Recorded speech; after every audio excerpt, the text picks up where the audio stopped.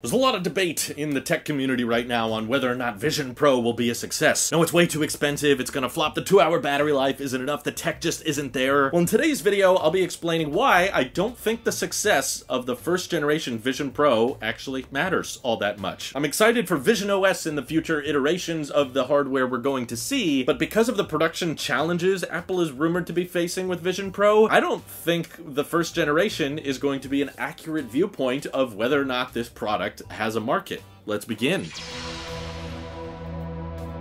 There's certainly a lot of hype and appreciation for the fact that this is one of the most advanced mixed reality headsets we've ever seen, at least available to the public to buy, but then a lot of the pessimism and a lot of that cynicism comes in when we talk about the price of VisionPro. At $3,500, I think it's safe to say this is not meant to be mainstream, and this is not going to be bought by everyday consumers. But the latest reports are claiming that Apple has actually had to cut their production estimates for the initial debut of the VisionPro now to like sub 500,000 units. And to give you guys a bit of a perspective on like iPhone production, those kinds of units are being sold by the tens of millions. Over the course of a year, Apple will sell over 100 million iPhones globally, and that's their bread and butter, right? That's like their best-selling product, so I get why it's more easily excitable to talk about iPhone stuff because it just impacts and relates to so many of us. But when it comes to the VisionPro, a lot of debate is still going on whether or not this will become a mainstream thing or just some weird niche that Apple will end up killing off. But when they're starting with production targets of like 450,000 units per year, that is such an insanely low number compared to their other product categories that I don't think, even if it was worth it to everybody, even if we convinced the general public to drop $3,500 on this thing, Apple couldn't make enough for everybody. I think that's why they're limiting it to the United States primarily. For one, that's just the country Apple currently resides in, and yes, the US consumer is more likely, I guess, to make irresponsible financial decisions, and there's only one government that they have to approve everything for, you know, in terms of FCC approval and eye testing and all that. As soon as you start launching this headset in other countries, they're gonna have to abide by a bunch of different rules, especially with the EU requiring USB-C. I don't know how that law works with VisionPro because they got the little barrel plug, but I guess they get to claim, well, you technically only charge it through the little battery bank. Yeah, the EU's gonna have fun with that one, but the latest rumors are reporting that the launch of Apple Vision Pro could actually require a dedicated in-person appointment where you have to go to the Apple Store and they give you a demo of it and they make sure that it works well with your eyes and everything. A very personalized experience and a very intimate one at that you may be thinking, this is crazy, Apple would never do something like this. Well, you may have already forgotten, but in the first generation Apple Watch days, if you wanted to do a demo and have a hands-on first impressions with the original solid gold Apple Watch edition, they actually did something very similar. They were like, oh, come to the back room where you can check this out. And yeah, with other people there and everything, they would let you try it on and play around with it to see if you would like it. Because of course they didn't want to have those $10,000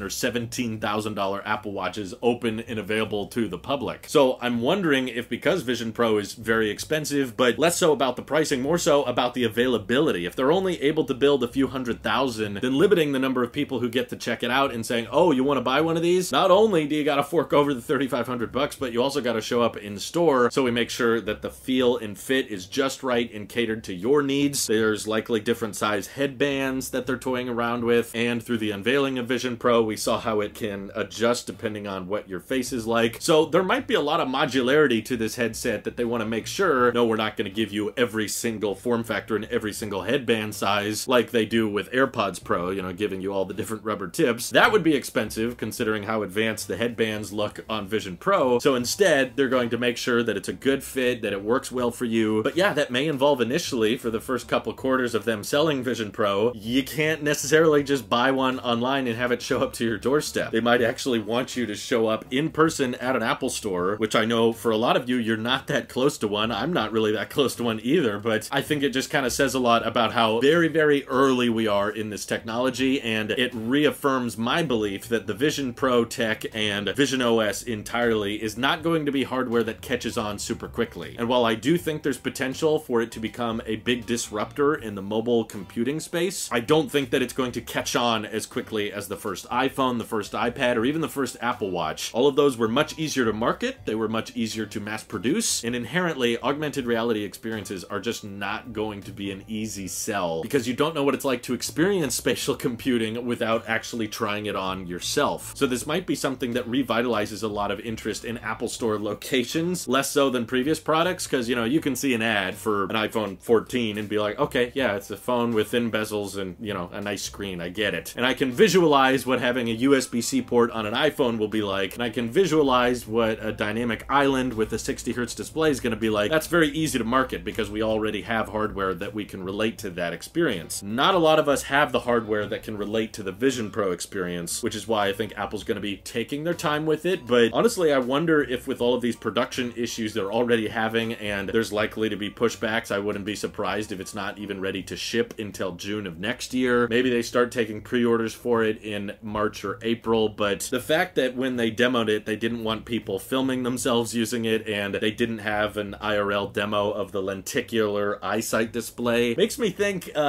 did Apple unveil this thing too early? Maybe they're just trying to get ahead of the leaks, and they knew that this was probably going to leak eventually anyway, so might as well control the narrative around it, might as well unveil it now, even though it's probably not ready to ship, possibly for another year. Or could this be Tim Cook's attempt at, okay, well, we're excited about Vision OS, and we're excited for the future, and while the hardware is just not there yet, we think that there's a large enough passionate number of Apple tech enthusiasts that, you know, are willing to spend any amount of money on the latest and greatest Apple tech. And if Tim Cook feels like, yeah, there's enough of those people out there that we could basically start selling our prototypes, and then we'll at least have some form of income stream with Vision Pro, and we can use that money to further development. And Tim probably also knows and understands there's a certain amount of scalability that brings affordability. So if we actually start working on manufacturing these headsets at high volume, even if that's less than $500,000 a year, that will help us figure out what we need to focus on and what we need to work on in order to start scaling it into multi-million production units a year, and then start bringing it to other countries. So it might be one of those awkward growing pains in the early days of production that gets better with time, and because they knew production was going to be so low with the first generation product, they figured, hey, well, let's just go all out with it. Let's give it the micro OLED panels, let's give it the aluminum and glass enclosure, and let's put an OLED panel on the outside of it that's lenticular, because the first generation we're not going to be able to build that many of in the first place. So let's just make it expensive and acknowledge that, and just say, yes, this is not something for everybody, but as long as we nail the experience, like as long as we make it super immersive and make the hardware and the visuals of it incredibly impressive, then that sells a lot of people at least on the idea of the hardware getting better with time. That's why I think it was so genius for them to name it Vision Pro, is because from the beginning they're basically acknowledging that yes, this is expensive, this is a high-end version of this product, and there will be future generations that are not as expensive. So they weren't focusing on the first generation with accessibility, with affordability. All they were focused on was, let's sell a few select number of people that are willing to pay for it on the concept of spatial computing. Let's get their minds wrapped around what Vision OS can be, and then down the road, as the scaling of production gets better, then we can focus more on the affordability and the accessibility so that more countries can enjoy it, and people who don't have $3,500 burning in their pocket can enjoy it. But like I said, this process may take a long time, which is why they may only prioritize Vision Pro deliveries to those who are willing to show up to the Apple Store, willing to do a fitting appointment, and of course, willing to fork over that $3,500. But hey, that's when Apple Card and Apple Pay Later comes in, right? Finance your fancy Apple glasses over the course of 12 months, and it's a lot more digestible. What do you guys think of the production issues they're having? Do you think they should wait until they figure those out? And is that a deal breaker for you? Are any of you out there like, I was thinking about getting Vision Pro, but if I have to go to the Apple Store and have an appointment and talk to human beings, I'm not interested? Or does that actually excite you more? Me personally, it kind of makes it feel a little bit more bougie and a little bit more exciting to know that, oh, this isn't something that I can just order and it shows up on my doorstep. Let me know your thoughts down in the comments below, and thank you to everybody supporting this channel directly. Seriously, helps us out a ton, as does just watching these videos. This is your Apple Sheep here, and I will see you all in the next one.